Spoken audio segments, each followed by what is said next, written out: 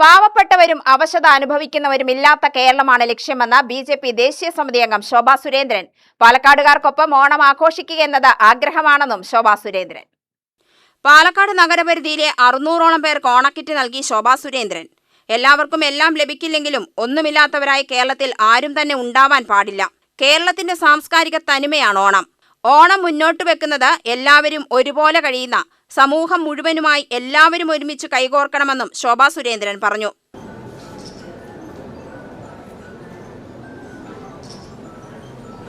ഒരുമിച്ച് എന്തായാലും ഓണത്തിന് ഭക്ഷണം കഴിക്കാൻ സാധിക്കില്ല.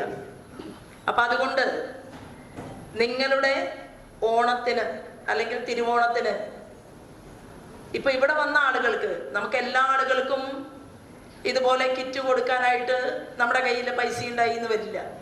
എന്നാൽ ഇവിടെ വന്ന മുഴുവൻ ആളുകളും നിങ്ങളുടെ തിരുവോണ ദിവസം നിങ്ങളോടൊപ്പം ഞങ്ങളും ഉണ്ട് എന്നുള്ള ഒരു ഓർമ്മയ്ക്കായിട്ടാണ് അല്ലെങ്കിൽ ഒരു ചിന്തയോട് കൂടിയിട്ടാണ് ഇത്തരത്തിലുള്ള ഒരു ചെറിയ പരിപാടി, വലിയൊരു പരിപാടിയല്ല.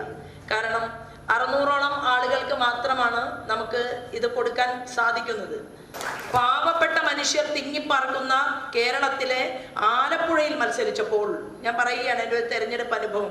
അവിടെ മത്സ്യം പിടിക്കാൻ പോകുന്നവരെ, മത്സ്യം വിൽപ്പന നടത്താൻ പോകുന്നവരെ, ചെറിയ ചെറിയ ആളുകൾ എന്ന് നമ്മൾ സമൂഹത്തിൽ വിചാരിക്കുന്നവര് ആ പാർലമെന്റിനെ തന്നെ കിടുകിട നമ്മുടെ എതിർ ആളുകളെ വിറപ്പിക്കാൻ സാധിച്ചു. ഇവിടെ വന്നവര് ബി.ജെ.പിക്കാർ മാത്രമല്ല, അല്ലല്ലോ.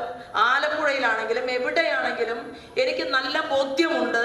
ഞാൻ ഒരു പൊതുപ്രവർത്തകയായിട്ട് നിങ്ങളുടെ മുന്നിൽ നിൽക്കുന്നത് രാഷ്ട്രീയത്തിന് അതീതമായിട്ട് മനുഷ്യർ എന്നെയും എൻ്റെ ഈ ഇരിക്കുന്ന കൂട്ടുകാരെയും ഒക്കെ ആളുകൾ സ്നേഹിക്കുന്നത് കൊണ്ടാണ്.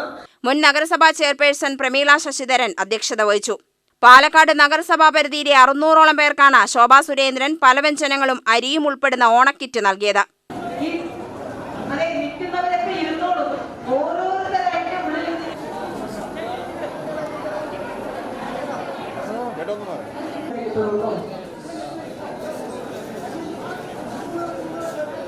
ശ്രീ അരുൺ ആലത്തോടക്ക് സ്വാഗതം. മഹിളാ മോർച്ച ജില്ലാ പ്രസിഡന്റ് കവിത മേനോൻ, ബി.ജെ.പി. ജില്ലാ ജനറൽ സെക്രട്ടറി ആർ.ജി. മിലൻ, ചെന്താമര കൗൺസിലർമാരായ കവിത മേനോൻ, അശ്വതി, മണികണ്ഠൻ, പ്രഭ, മോഹനൻ, സൗദാമിനി, വിസ്മയ എന്നിവർ നേതൃത്വം നൽകി. യു.ടി.വി. ന്യൂസ്, പാലക്കാട്.